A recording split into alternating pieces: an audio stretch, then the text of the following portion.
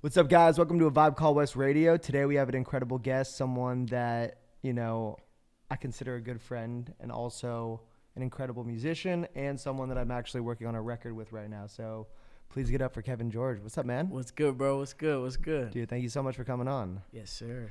No doubt. Yeah, and I kind of want to give, some context. I met Kevin last year, and right off the bat, one of the most genuine and just warm guys that I met. I met him at a Music Swipe event. And shout out Music Swipe. They bring incredible artists together. Big shout out to Music Swipe. Big shout out, Jackie and the whole team. Incredible people, Brad and and Eric.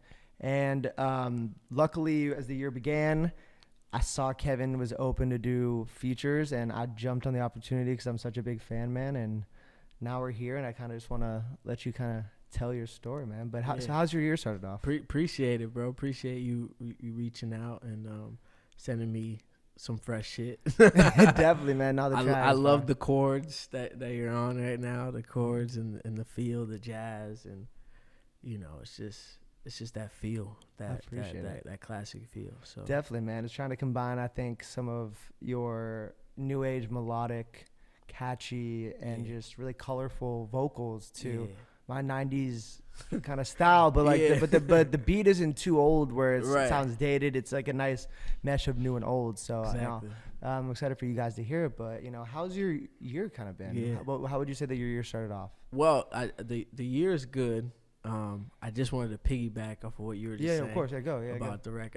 We'll probably talk more about the record later. Whatever you want to talk about, man. This is your platform. Yeah. But it's like I started doing like the shit that you're into is like the shit that I'm like naturally into. You know what I'm saying? So it's like I kind of started doing that type of music back then. It sounded a little more outdated probably, but like just like boom bap is like my favorite shit. You know what I'm saying? I want to stop you really quick. Do you remember the first conversation that we had? Do you know what made us really like start to bond?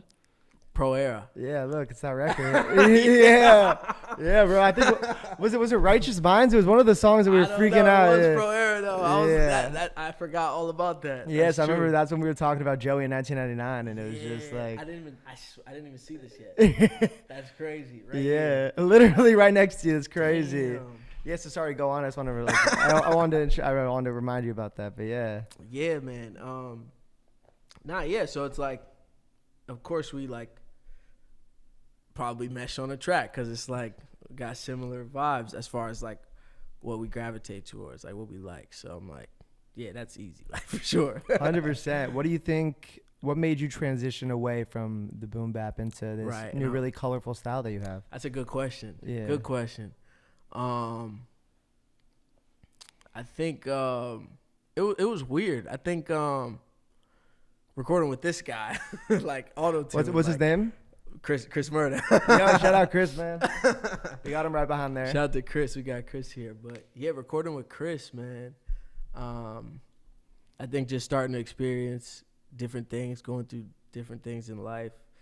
And I think it was like the first time I experienced like a little, like, kind of like this girl let me down a little bit. I wouldn't go as far as say heartbreak, but it was like that feeling of just like, damn, it's tough. She did me dirty. It was so raw and real. Yeah, it brought something out of you. Yeah. So, we're in the earlier sessions with Chris, he had auto-tune, like, and I didn't know how to use auto-tune, but like he we learned through him and shit. And I just tried some shit, and I think just everybody's reaction to like me doing that, like a lot of us weren't doing it, so it was like, I don't know, it was just like I was doing that earlier on though, but I just didn't show anybody.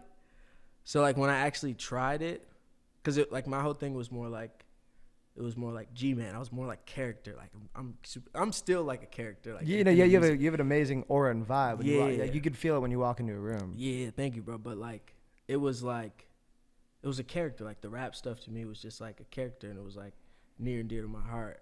But it was like, aggressive rap, and it was just like GMXXN. Like it was just aggressive boom bap rap, barring whoever, like trying to, whatever. And then like I would say the heartbreak shit kind of happened. start fucking around with auto-tune, messing around, excuse my language. You can curse on here, son. Okay, man. Yeah, Start fucking around with auto-tune Yeah. and just trying shit and just seeing people's reactions. It made me want to dive more into it too, because naturally that also is like what I did when I first started making music in middle school. Like before I showed anybody, it was like I had like a few months where I was like writing songs and like covering like the Dream cookie jar and shit like that, like gym class heroes and Oh, that's like classic. So those melodies, gym class heroes, were like the stuff that I was like singing, like learning those lyrics and Ba-da-da-da? Yeah, it's like Travis McCoy. Yeah, I remember that. They really were able to combine so many different styles, but like you're right though. It was still like there was the lyricism, but they introduced such great melodies. Yeah, so I think that's like literally my whole sound, like probably like the early Dream stuff. I love that on the pop records. And yeah. Shit. So, thank you for diving into that, because now I think they kind of have the background of the journey, but I want to take into account. So you grew up, so you're in middle school and you're kind of dabbling with music, but where did you grow up and where'd you go to middle school? Yeah. So I grew up in Stamford, Connecticut. Shout out to Stamford. Shout out Stamford.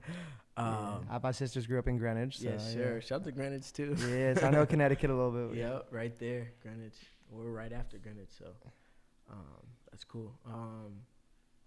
Yeah, so I went to middle school, Dolan Middle School, off of Hope Street in like Springdale of Stamford. And yeah, there was just like a Christmas where I wanted to make music. And I asked my parents for like a guitar and a piano, and they got me both. And I was just like learning Dream songs, and I wrote a few songs, showed my mom, didn't show anybody else in the world. And I went to school, and at Dolan it was all like all the girls were into like athletes and shit. So I was like, yeah, like I'm an athlete too. Like I'm better than these guys. Yeah. Like, so nobody thought music was cool. So I was like, well, I guess music's not cool. I'm gonna just do what's cool, which is football. And I'm, big into sports too. So that is a side of me. And that's kind of like earlier on, I did kind of that first. I just did football shit. And what position did you play? I was a D-back. Nice. Yeah. When I got older, I was a D-back. When I was younger, I was a running back. I'm pretty sure JID was like the same. I think he was a D-back as well. Oh, word? Yeah, I'm pretty sure. I think he played in college too. Okay. I wasn't good enough to play in college. Yeah, but I feel like there's always, like just like whether it's like basketball, whether it's like, J. Cole and his parallel to basketball, I feel like sports and music, there's kind of a parallel, and it's easy to associate because, you build up the confidence. It's like a craft. You get better at being a D-back, or you get better at writing a song. And the same thing is you're elevating your ego and you're elevating, your self-confidence. So I feel like there's a lot of, I was a really big soccer player when I was younger. I was very good as well. Not very good, but I was like decent. I was decent. You was probably nasty. Yeah, I mean, like my roommate Abu, he played in college. Me and him were both pretty good, but he was better. Yeah. But there is that parallel, so it makes sense. And then growing up, like, what was some of the music that you were first introduced to around the house? Because the house is really such a hub of influence on young artists. Right. So what were you like listening to growing up? What did your parents play? What did your mom and Yeah, a lot of just like just straight black music, like the gospel. Kirk Franklin, Prince.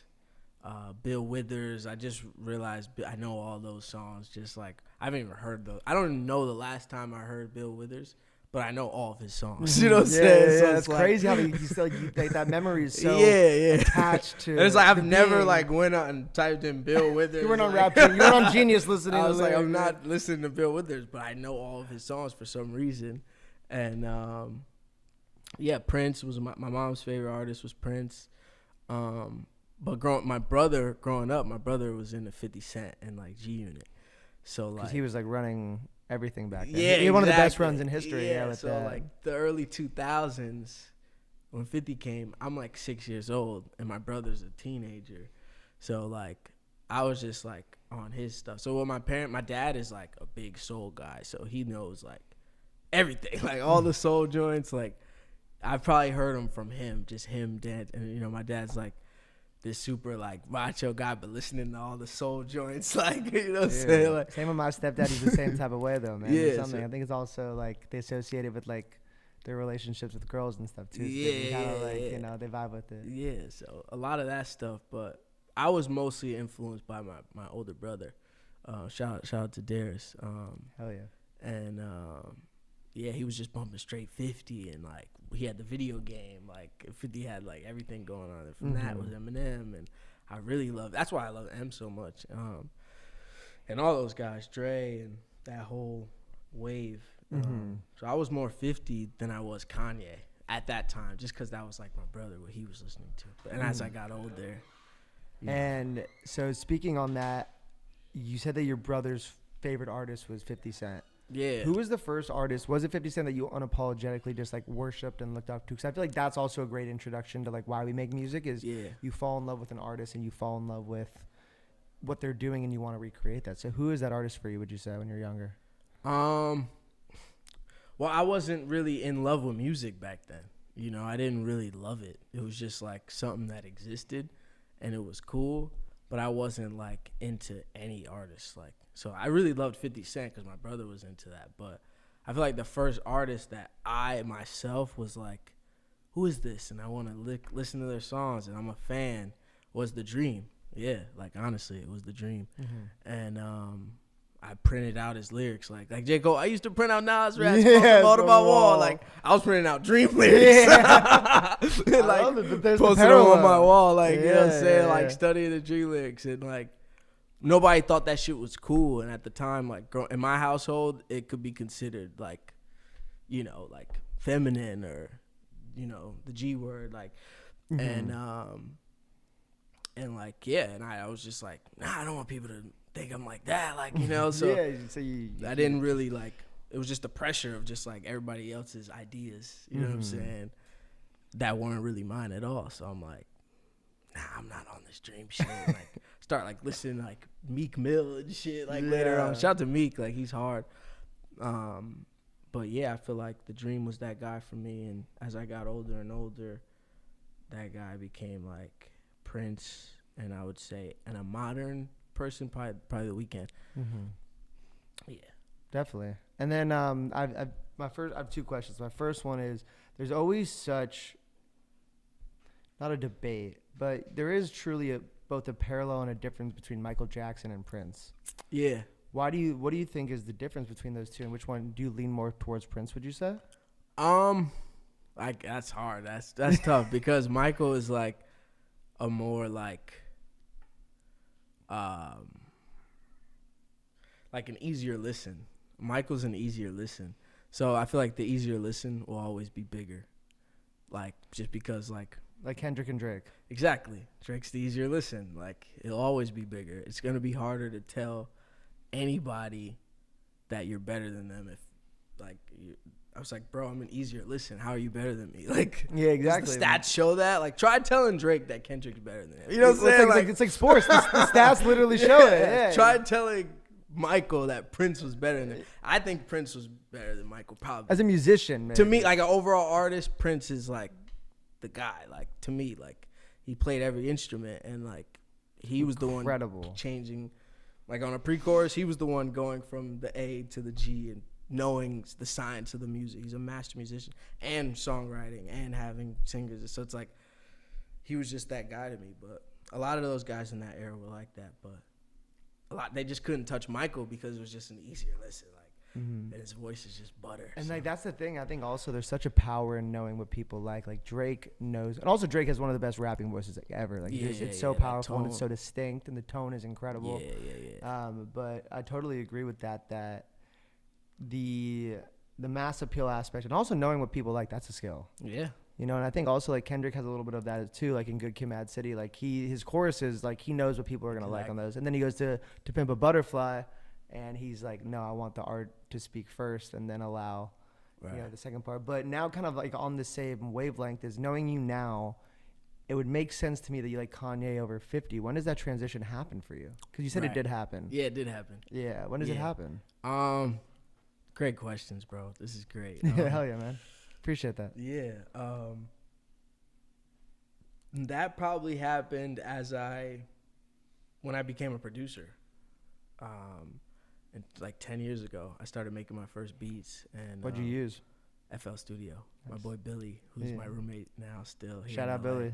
Well, not back then we weren't roommates. We were just friends. But now we're roommates and we're still friends. So, but yeah, I would like walk to his crib to like use his laptop because I didn't have a laptop. And I was waiting for Christmas to get my laptop. And it was like just a few months. So October came and I was like, I want a laptop. Like I want to make beats and shit. Because like in the summer, these kids like were rapping and I wanted to rap with them and shit. So we started rapping and shit. But yeah, it was the beat stuff. When I started making beats, I was heavily listening. We were just listening to hella Mac Miller and J. Cole. Born Sinner and Watching Movies came out. 2013 was such a 2013, yeah. And on that same day, Yeezus came out. Dude, it was the trifecta. But I was such like a hip hop head. I was like, Yeezus is trash. Like, 100%. You're like, hold my liquor. What is like, this? Yeah, like blood on the like, leaves? Yeah. And it's so crazy because now Yeezus is like, I would put Yeezus over those albums. Age like wine, bro. Yeah. That album sounds amazing. I did not get it because I was just like, Kanye, what is this? Like, this is not right. So I was bumping Watching Movies and J. Cole, Born Sinner. But then my cousin, that same summer, my cousin Dwayne, showed me Travis Scott, Al Farrow. And I was like, Travis Scott was able to put it in a way where it was like intro. It felt like underground, like Mac Miller. And like it was dirty, dusty, but it was auto-tuned. And then I'm like, what is this? Like, it's a whole new sound. Yeah, and I was like, but it's still familiar. Yeah. So it's like I found out Travis was making beats, and I was like, I gotta make beats. Like I didn't even know. I knew J. Cole was making his beats too, and Mac. But when I found out Travis was making beats, I was like, that's when I was like, I gotta get a laptop and I gotta start making beats. And I was just like trying to recreate those like Yeezus ideas, kind of, but I couldn't imagine it. Like it was tough. Like I was just like, what's going on? Any producer. How do I get the 808 to knock? Then like, what the fuck is that? Like how do I do that? And it just blew my mind. So as a producer, understanding that was Ye, who was like putting all that stuff together, and like digging into his beats when he was actually making the beats himself. There's not many people better than Kanye was when Kanye was like 26. 100%. 100%. You know what I'm saying? Totally like, agree. Yeah, no, there's not many people ever, bro, who was better than the 26-year-old Kanye, like making beats. You know what I'm saying? So he was the best, man. That's why, like, when I started to realize who he was and what he did and everything he had to be a part of, I was like, wow, I missed that whole wave because my household was 50 Cent, gangster rap. Like, my brother wasn't like a weirdo art kid who was like, he was like gangster, big T's, like, or trying to be gangster, like, you know what I'm saying? Like, listen to 50, like, you know. So that's why I missed out on the Ye wave. But naturally, me, I was that art kid that, like, laid back. I'm not trying to be gangster at all. Like, I don't want nothing to do with any of that. So it's like I naturally ended up gravitating towards Ye, especially when I became a producer and found out everything he did. So, No, it makes sense, and thank you for diving into that. That was a great answer. Appreciate it. My next follow-up question is, you know, Ye kind of unlocks that idea of Travis Scott to produce. Yeah. How important do you think it is for an artist to learn the production side, and how much has it benefited you to be on that side as well? Yeah, I think it definitely has. It's been a gift and a curse for me because I would say more so a gift than the curse, because like just understanding every aspect of the production, it just helps in many ways as far as like consistency, like consistently knowing what you want and being able to do it yourself is really cool. But then you do get and I didn't really understand like why when I started to like bump into Ye and like not bump into Ye but like study Ye and realize as he got bigger, he like relinquished a lot of control. Like as he got bigger, he was less like doing it himself, and I looked at that as a bad thing earlier on. Like, you know, he's not even making his own beats anymore. Like, I'm better than you. Yeah, you know, that's like an arrogant little kid. Like, because you're like, I want to be in control of everything. Yeah, and like I admire the people who are, but as I get older and I understand, like I'm an artist first now, and there's other beats and people who are like better than I am at making beats. It's like it's good to understand it. And the only time it's a curse is if, let's say we're in the studio and like, I'm just so like, I know what I like and I know what I want. And I'm like, we're in the studio. You may have some amazing ideas. And sometimes it can be a curse because I'm not even letting you control. I'm like coming in and I'm starting the idea and doing this. And then like, now you have to come and kind of like fit my world. But it's a beautiful thing when someone like you comes in and I just step back and I say, yo, what are you going to come up with? Like, and you let that person just do whatever. You can get a lot of cool results. But so I had to really learn how to relinquish that control sometimes to get different sounds and different feels. And that's the curse for me because I always want the control. You know what I mean? Just Definitely. Because I feel like for me personally, I know what's best for me. You know? So. Yeah, because you know you've been working with yourself the longest. You know, Yeah, it's you. Yeah. And, you know, I think like one thing that I hope people hear from that is like the super amazing self-awareness to like be like, this is how I am. There's so many positives to that, but there's still stuff that I can improve upon. Like there's a lot of power in that, considering like, one of the best albums of all time, Twisted Fantasy. Like that's the most collaborative album ever. Exactly. And like that's the beauty of it is he set an expectation, but at the same time he allowed others to meet that expectation. Exactly. He wasn't just like he was like, meet me here, not go there. Exactly. Like, and like I think that's the beauty of kind of what you're saying. And then sorry, go on. No, yeah. Like you have to give away some control for the string player to do what he does, like, and he's gonna hit. There's certain nuances in his performance that you can't get if you box him in, 100%, yeah. And I think they've grown up in a completely different life and experience, so like they've learned stuff that you don't know. Right. That doesn't make them better; it just makes them different. Exactly. And combining the different aspects makes something beautiful. And then piggybacking off of that, because I'm seeing how rounded you are as an artist. What's your favorite part of the music creation process? Yeah. Is it the writing, the recording? Is it the mixing? Like, what is it? Would you say? My favorite part is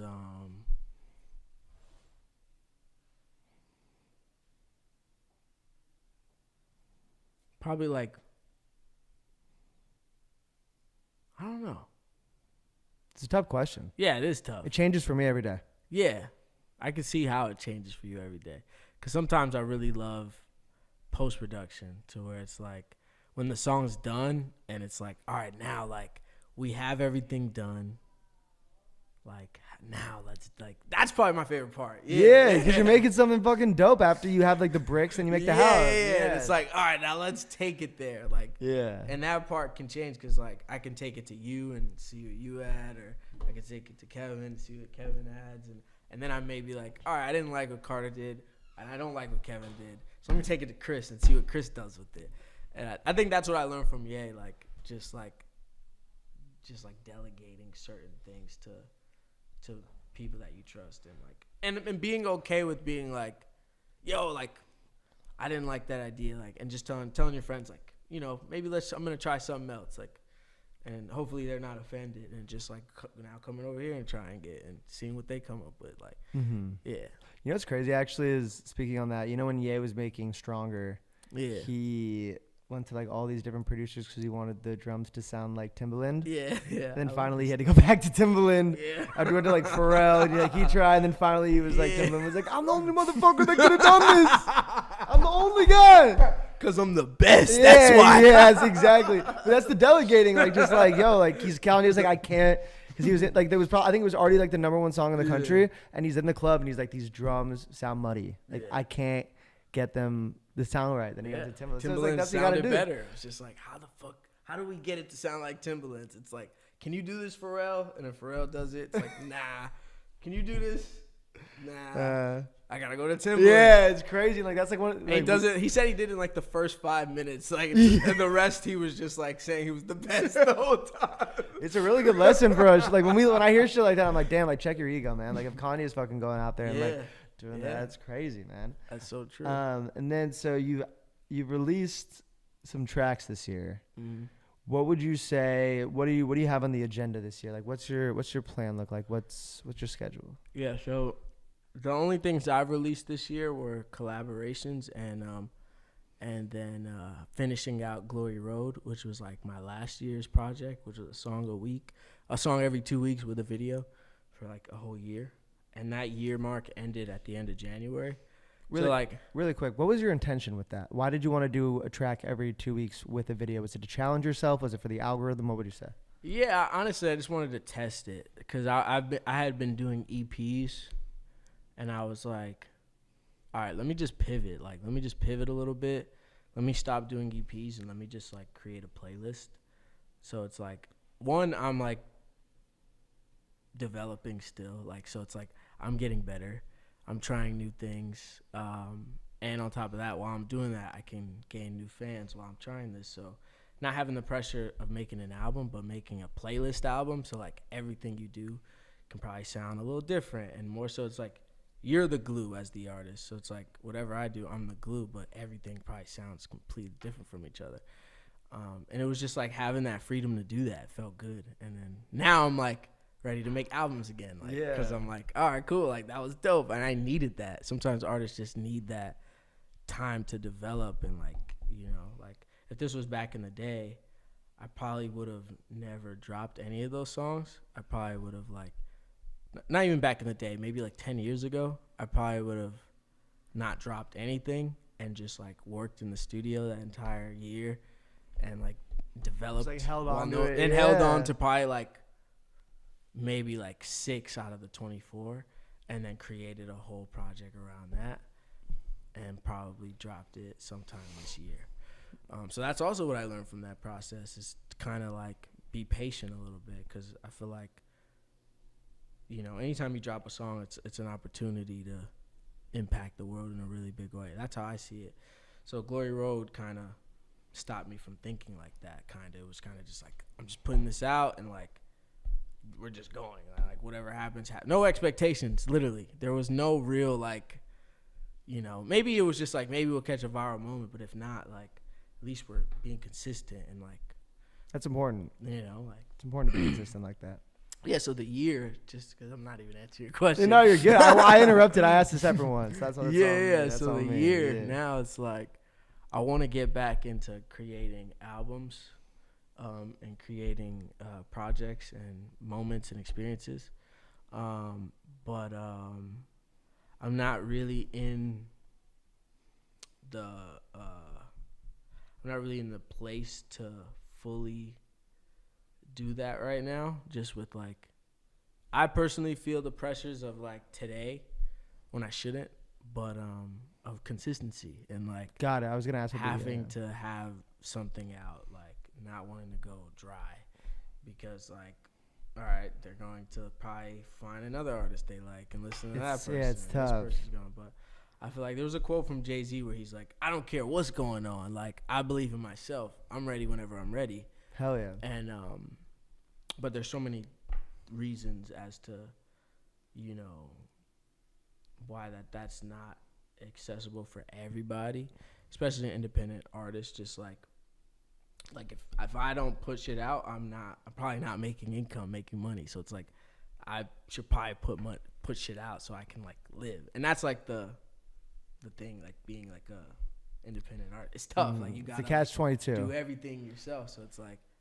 but you could easily like get a label thing, but it's like, fuck labels. You're newly independent, right? Yeah. Yeah. I'm like, fuck labels. Like I yeah. don't want them. Just not yet.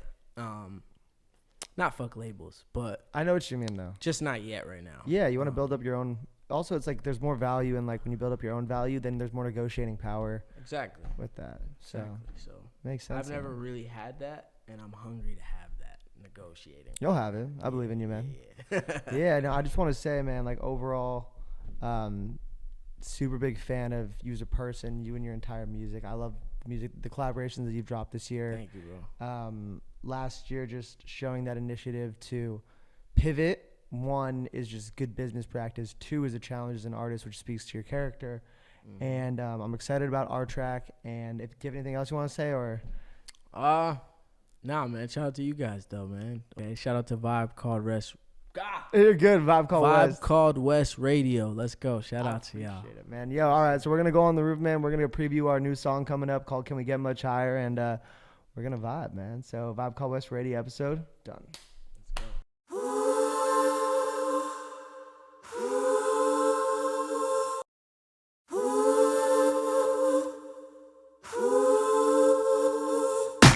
Two in a tango, two sides to one story.